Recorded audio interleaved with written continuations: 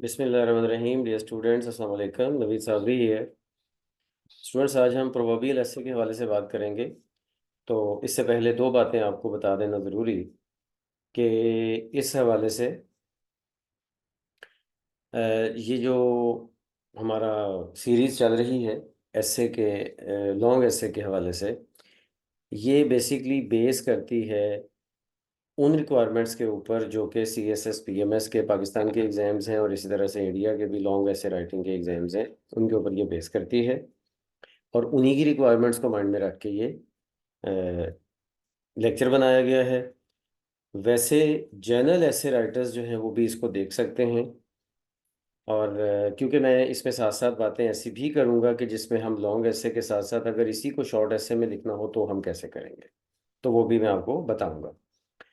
अच्छा, और दूसरी बात जो आपको ध्यान में रखनी है वो ये है कि इससे पहले इस सीरीज़ के 3 लेक्चर्स मैं आपको दे चुका हूँ। अगर वो आपने नहीं सुने तो पहले वो सुने तो आपको इसकी समझ आएगी।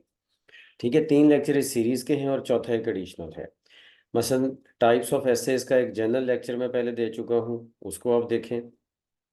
फिर एक्सपोजिटरी ऐसे वाला ऐसे लेक्चर है, वो आप देखें।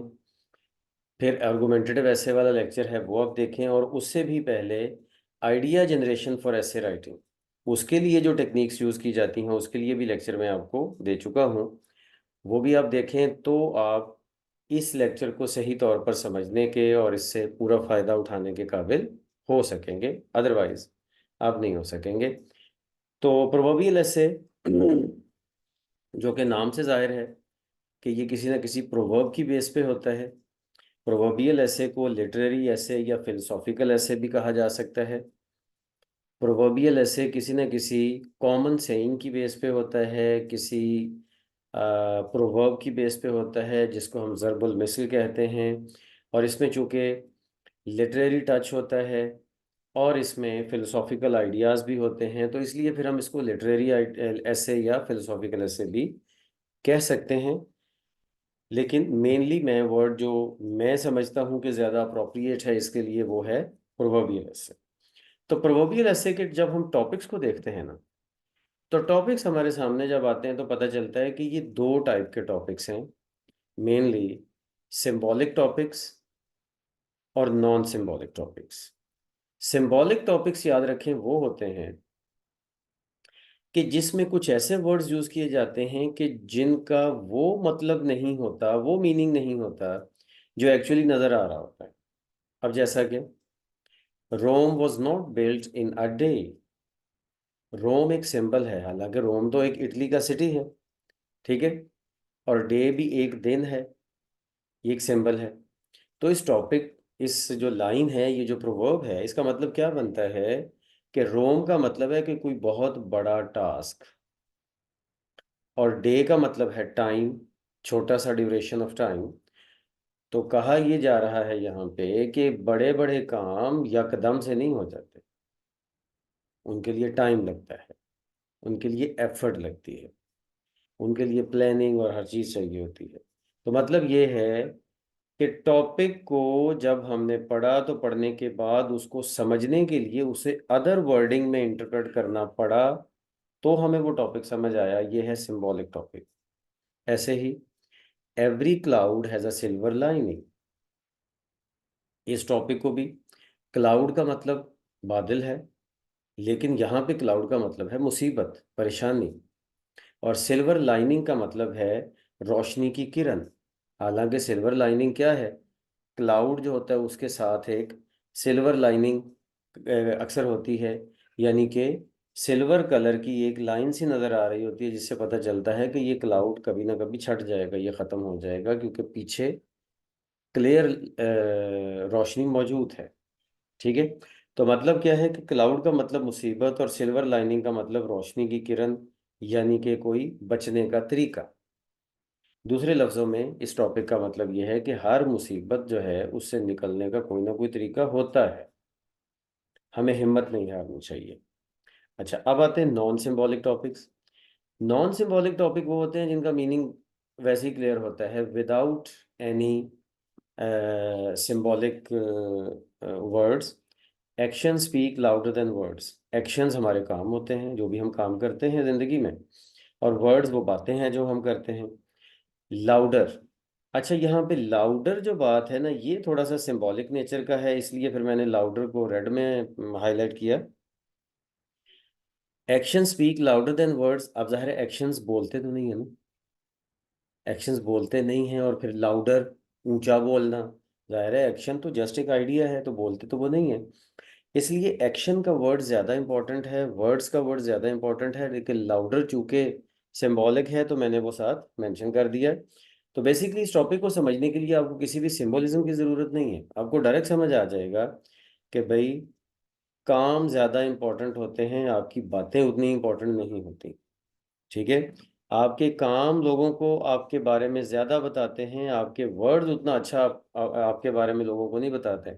आप कितना ही अच्छा कहते रहें कि आप सच्चे हैं, लेकिन आप सच बोलेंगे तो लोगों को पता चलेगा कि आप सच्चे हैं।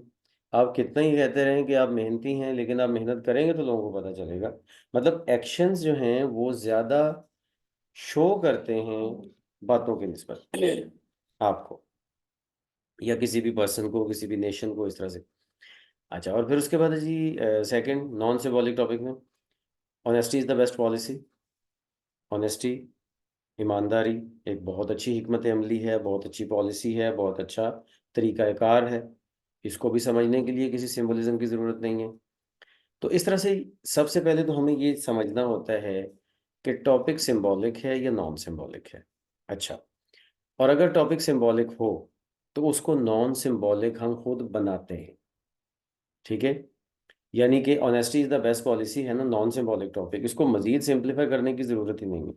लेकिन Rome was not built in a day, इसको मज़ीद सिंप्लीफाई करने की ज़रूरत है। यानी कि जब आप इसके ऊपर ऐसे लिखेंगे तो आप इटली के सिटी रोम रोम के बारे में लिखना शुरू नहीं कर देंगे, आप एक डे को डिफाइन करना नहीं शुरू कर देंगे, आप किस तरह से शहर बनाए जाते हैं उस पर बातें करना शुरू नहीं कर देंगे, बल्कि आप अपने लिए इसको नॉन सिंबॉलिक बनाएंगे और आप इसको फर्दर ट्रांसलेट करेंगे इंग्लिश में ही, और आप इसको ये कहेंगे कि a difficult task can not be completed or cannot be finished in a very short time। ये भी हो सकता है, या आप ये कह सकते हैं कि a difficult task needs your time and effort, needs your time and effort. तो इस तरह करके आप, पहला स्टेप तो ये है कि नॉन सिंबॉलिक टॉपिक है तो उसको मज़ीद कुछ करने की ज़रूरत नहीं है, उसको सिंप्लीफाई करने की ज़रूरत नहीं है। लेकिन अगर सिंबॉलिक टॉपिक है तो उसको आपको सिंप्लीफाई करने की ज़रूरत है, और उसको आप नॉन सिंबॉलिक बनाएं, यानी कि अपने लिए एक्सप्लेन करें। उसके बाद फिर आप इसके एसे के स्ट्रक्चर की तरफ जाएं। तो ये है जी वो स्ट्रक्चर जो पिछले एसेज के जो लेक्चर्स मैंने दिए हैं उन्हीं के फ्रेमवर्क में है, और आप इसको देख सकते हैं। ये यहाँ पे मैंने एक जनरल बात लिखी है कि arranging the ideas by using any of the idea generation techniques. तो ये जो मेरा आइडिया जनरेशन टेक्निक्स वाला लेक्चर है वो आप सुने, वहाँ पे वहाँ पे मैंने जो मेन यूज़ होने वाली टेक्निक्स हैं उनके बारे में बताया है, आप उसको ज़रूर देखें, आपको उससे कोई ना कोई आइडिया मिलेगा।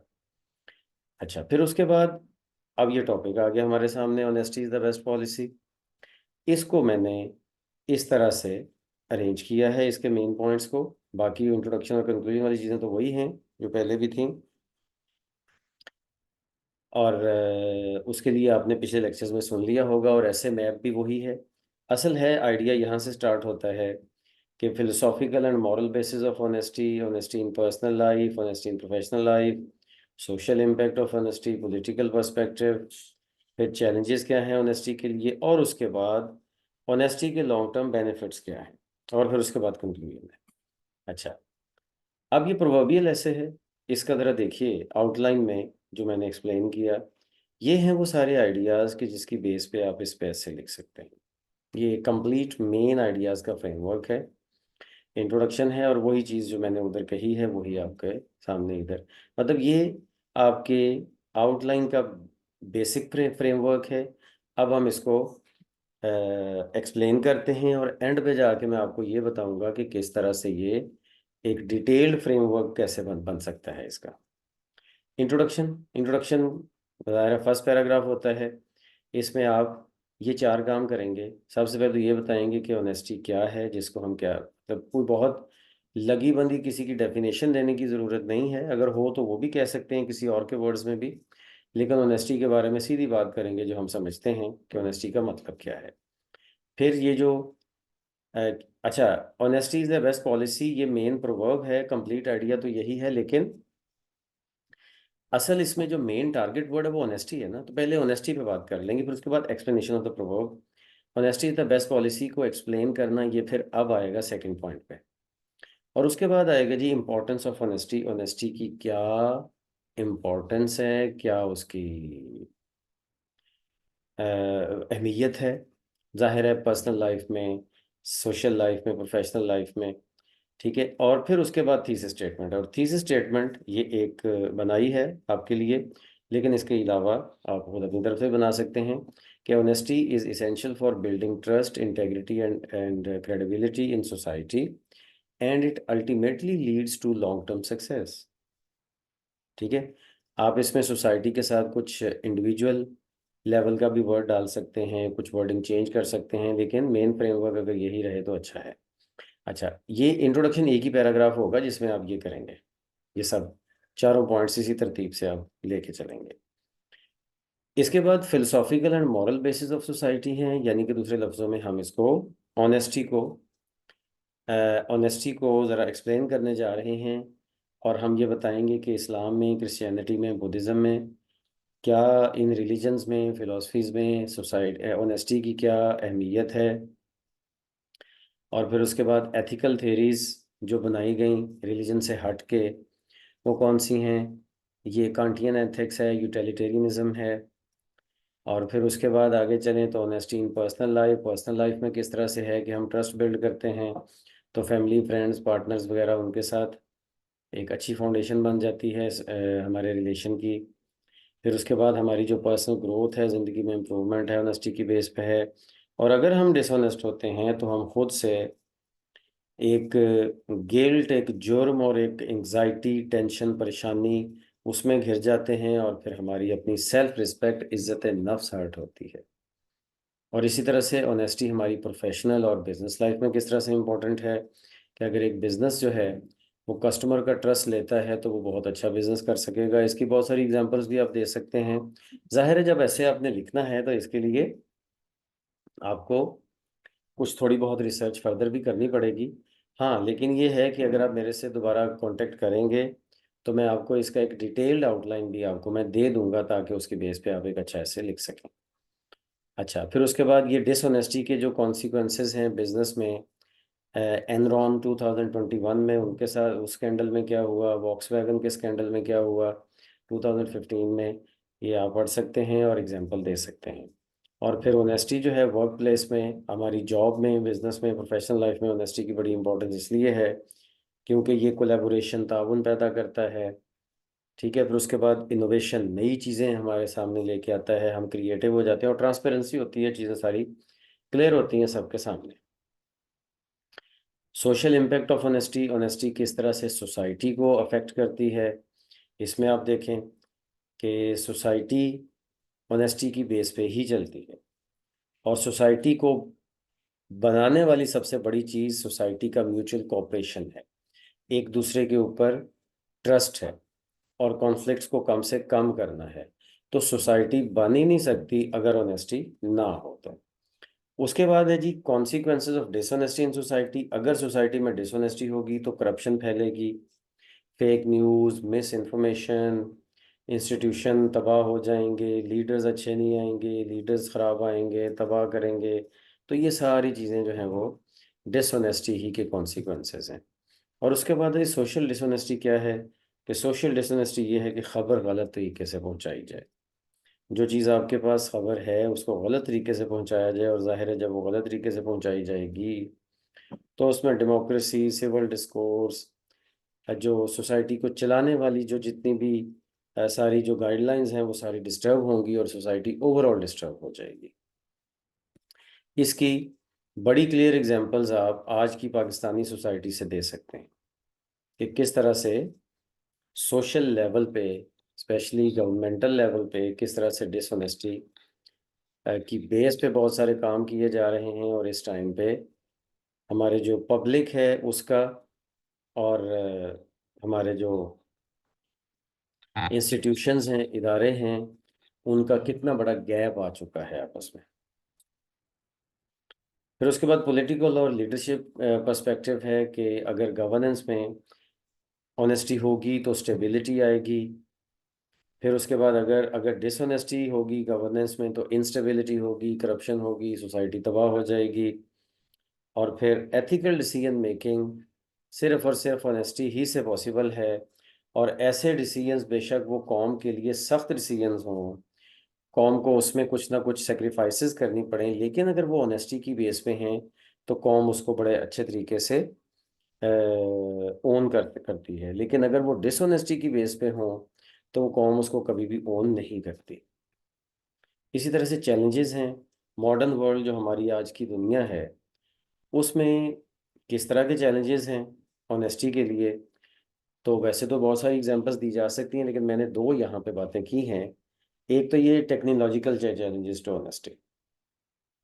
टेक्नोलॉजिकल चैलेंजेस क्या है कि सोशल मीडिया, फेक न्यूज़ और डीप फेक्स और इस तरह की जो मिस इन्फॉर्मेशन है वो आजकल इतनी ज़्यादा है कि ऑनेस्टी का कोई समझ नहीं आती कि कौन ठीक बोल रहा है। मतलब आप एक ही बात के बारे में सोशल मीडिया पे शायद 100 डिफरेंट व्यूज सुन लेंगे तो पता ही नहीं चलता असल में चीज़ क्या है। कौन बंदा ऑनेस्ट है, कौन सही बात कर रहा है, और कौन सिर्फ और सिर्फ अपने वेस्टेड इंटरेस्ट की बेस पे बात कर रहा है और चीज़ को मोल्ड करना चाह रहा है और अपना अपना ट्विस्ट कोई ना कोई देना चाह रहा है। फिर दूसरी बात यह है कि हमारी इस मॉडर्न सोसाइटी में, मॉडर्न वर्ल्ड में ऑनेस्टी और सेंसिटिविटी दोनों को बैलेंस करना बड़ा मुश्किल हो गया है। दोनों को बैलेंस करना बहुत मुश्किल हो गया है क्योंकि समटाइम सिचुएशन इस तरह की बन जाती है कि अगर हम ऑनेस्ट हों तो हम हो सकता है कि सोशल नॉर्म्स के खिलाफ बात करें। हम पोलाइटनेस, प्राइवेसी, रिलीजन, नेशनहुड, इन सब चीज़ों के खिलाफ अगर कोई बात जाती है तो वो चीज़ जो है वो बहुत मुश्किल हो जाती है कि उस लेवल पे, उस पॉइंट पे अगर आप ऑनेस्ट हो। मैं अगर आपको एक डायरेक्ट बात करता हूँ कि एक बंदा एक रिलीजन पे अमल करता है, अब वो अपनी रिसर्च की बेस पे किसी एक ऐसे पॉइंट पे पहुंचता है कि जहाँ पे वो जिस चीज़ को ऑनेस्टी समझता है उस हवाले से, फॉर एग्जांपल वो इस्लाम में जैसे बड़े बड़े शिया, सुन्नी, अहले हदीस वगैरह हैं। तो अगर एक बंदा अहले सुन्नत है, सुन्नी है, और उसको ऑनेस्टली स्पीकिंग उसको अपने ही अकायद और अपने ही नज़रियात से मुखालिफ कोई बात करना पड़ती है तो इतना सोशल प्रेशर उसको आएगा। हालांकि वो ऑनेस्टली बात कर रहा होगा, लेकिन उसको फैमिली की तरफ से, सोसाइटी की तरफ से इतना सोशल प्रेशर आएगा कि वो सोचेगा कि मैं यहाँ पे ऑनेस्ट हूँ या ऑनेस्ट ना हूँ, वो सोचेगा। इसी तरह से नेशनहुड है। अब हर नेशन ने अपने तरीके से, हमें हमें पाकिस्तान स्टडीज़ जिस तरीके से पढ़ाई गई है वो वाला व्यू है जो कि पाकिस्तान को सूट करता है। लेकिन जो बातें इंडिया के साथ हमारे रिलेशंस में हैं उनमें कई ऐसी बातें हैं कि जो थोड़ी सी ट्विस्ट की गई हैं हमारी हिस्ट्री में, और इसी तरह से इंडिया ने अपनी हिस्ट्री में ट्विस्ट की हैं। हालांकि वो असल में थोड़ी सी डिफरेंट हैं। ना इंडियन अपनी नेशन को सही हिस्ट्री पढ़ा रहे हैं, ना पाकिस्तानी अपनी नेशन को सही हिस्ट्री पढ़ा रहे हैं। दोनों थोड़ा थोड़ा ट्विस्ट करके अपनी नेशनहुड को बरकरार रखने के लिए, तो जाहिर है अब ये जिस तरह से हम रिलीजन की बेस पे अपने अकायद को बरकरार रखने के लिए सम टाइम ऑनेस्टी से काम लेना हमारे लिए मुश्किल हो जाता है, ऐसे ही नेशनहुड को बचाने के लिए और फेवर करने के लिए हमें ट्रू ऑनेस्टी से काम लेना सम टाइम बहुत मुश्किल हो जाता है। ठीक है, तो ये बहुत बड़ा चैलेंज है आज के मॉडर्न वर्ल्ड का, जिसको हमें डील करने के लिए सिर्फ और सिर्फ हमें क्या देखना होता है, सिर्फ और सिर्फ हमें हालात का तकाजा देखना होता है। और शायद मेरे ख्याल में ये देखना होता है कि अगर हम ऑनेस्ट नहीं हो रहे 100%, तो हमें जितना मैक्सिमम ऑनेस्ट हम रह सकते हैं उतना मैक्सिमम ऑनेस्ट रह के बात करें। ठीक है, और डिसऑनेस्टी का उसके अंदर पोर्शन कम से कम ऐड करें, ये भी ऑनेस्टी है। अगर हम रिलीजन या नेशनहुड या पोलाइटनेस या किसी ऐसी वजह से ऑनेस्टी के खिलाफ भी हैं। अब पोलाइटनेस में भी आ जाएं, पर्सनल रिलेशंस में अगर हम कई दफ़ा ये समझते हैं कि अगर हमने सही ईमानदारी से बात की तो शायद हम कुछ रूड हो जाएं, हम किसी के लिए पोलाइट ना रहें, कोई हमारी बात को महसूस करे, कोई हमारी बात को माइंड करे, तो फिर भी एक वो आ जाती है बात, सोचने की वाली बात आ जाती है कि अब क्या किया जाए। तो इसलिए ये चैलेंजेस हैं। दो बातें मैंने की हैं, बहुत सारी और बातें आप खुद से भी सर्च कर सकते हैं। अच्छा, चैलेंजेस तो ज़रूर हैं, लेकिन ऑनेस्टी के लॉन्ग टर्म बेनिफिट्स भी हैं। ऑनेस्टी ऐसी चीज़ है कि अगर वो कभी कभी, अब देखें ना, अगर ये चैलेंजेस की हमने बात की ना पहले, तो चैलेंजेस अक्सर शॉर्ट टर्म लेवल पे हैं, लेकिन ऑनेस्टी के बेनिफिट्स हमेशा लॉन्ग टर्म बेसिस पे होते हैं। ऑनेस्टी आपको एक पर्सनल फुलफिलमेंट और पीस ऑफ माइंड और जहनी सुकून का एक तासुर देती है, और एक आपका जो क्लियर कॉन्शियस देती है आपको, आपका आप ज़मीर की आवाज़ पे बात करते हैं, आप में स्ट्रेस नहीं होती और आप क्लियर होते हैं। लेकिन दूसरी तरफ अगर आप देखें तो बिल्डिंग अ लेगेसी, मतलब कि आप ऑनेस्ट इंडिविजुअल्स जो हैं उनको हमेशा से याद रखा जाता है, ठीक है, आपकी एक लेगेसी बन जाती है, हमेशा आपको रिस्पेक्ट किया जाता है। जो भी ऑनेस्ट बंदा होता है कभी लोग उसको डिसरिस्पेक्ट नहीं करते, और सिर्फ उसकी ज़िंदगी में नहीं, उसके बाद भी, और इवन यहाँ तक कि उसकी औलाद की भी लोग इज्जत करते हैं। और ट्रस्ट और क्रेडिबिलिटी जो है ये ऑनेस्टी से ही पैदा होती है। लोग आप पे ट्रस्ट करते हैं सिर्फ इस वजह से कि ऑनेस्ट हैं, मतलब उस बंदे पे लोग आंखें बंद करके ट्रस्ट कर लेंगे जो ऑनेस्ट होता है, जो झूठ नहीं बोलता, जो अपने साथ ऑनेस्ट होता है, जो ओवरऑल वाकयात के साथ ऑनेस्ट होता है, उसके ऊपर लोग ट्रस्ट करते हैं। अपनी क्रेडिबिलिटी वही बंदा बनाता है जो ऑनेस्ट होता है। और इस तरह से कंक्लूड जब हम करेंगे इसको, तो सारी बातों को रिकैप करेंगे, यानी कि वही बात कि जो मैंने पहले बताई कि थीसिस स्टेटमेंट वाले ही आइडिया से आप स्टार्ट करेंगे, अपने थीसिस को, अपनी बात को रीअफर्म करेंगे जो आपने कही ऊपर इंट्रोडक्शन के एंड पे, और फिर अपने एक रिफ्लेक्शन के साथ, अपने आइडिया के साथ कि किस तरह से आपको ऑनेस्टी को लेके चलना चाहिए और किस तरह से ऑनेस्टी बेस्ट पॉलिसी है, 3-4 सेंटेंसेस में ये करके आप इसको कंक्लूड कर देंगे।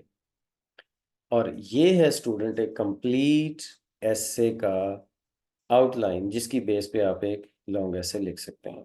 तो आप इसको देखें, और अगर कहीं पे कोई भी बात ऐसी है जो आपको नहीं समझ आती तो वो आप उसके लिए मुझे इन नंबर्स के ऊपर रब्ता कर सकते हैं, व्हाट्सएप कर सकते हैं, या मुझे कमेंट्स कर सकते हैं एसेज में, तो इंशाल्लाह आपको वो बात क्लैरिफाई की जाएगी इंशाल्लाह। थैंक यू, अल्लाह हाफिज़। लेकिन इसके साथ ही ये भी कि अगर कोई इसके ऊपर कंप्लीट ऐसे लिख के दिखाना चाहे, कोई चेक करवाना चाहे, को हमसे डायरेक्ट रब्ता करना चाहे, तो we are available. Thank you, अल्लाह हाफिज़।